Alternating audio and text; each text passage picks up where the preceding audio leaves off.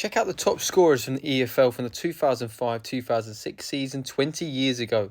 Start with the Championship. Marlon King finished top scorer with 21 goals in 41 matches for Watford. They ended up getting promoted through the playoffs that season. Kevin Doyle scored 18 goals for Reading. That was their famous 106-point season, which is now second best in EFL history to which club? And then in third, Cameron Jerome also scored 18 goals. Cardiff finished 11th that season. He went on to play in the Premier League, as we all know. Look at the rest of the players that are also in there. Ashley Young for Watford. Darius Henderson.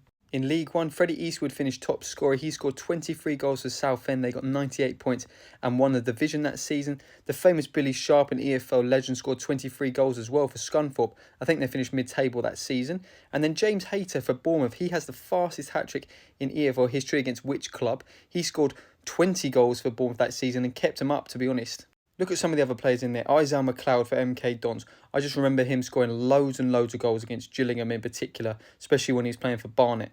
Cole Hawley scored 22 goals for Carlisle United in League Two in 05-06. They won a division that season. Ricky Lambert also on 22 goals. He got a move to Bristol Rovers the very next season, where Richard Walker in 2005-2006 for Rovers scored 20 goals in 46 games. 06-07, Ricky Lambert and Richard Walker up front for Bristol Rovers. What a pairing. Another good pairing for Ricky Lambert was this very season with Grant Holt also playing for Rochdale. How on earth did they finish 14th that season?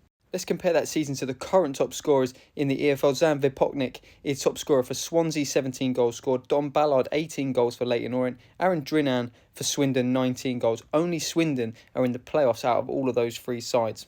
Perhaps it's a nostalgia bias, but these lists of players just doesn't feel as good as the ones in 2005-2006. Or maybe it's just me. Gillingham haven't had a top scorer in the top three in the respective divisions since Brian Yeo in 1970-something.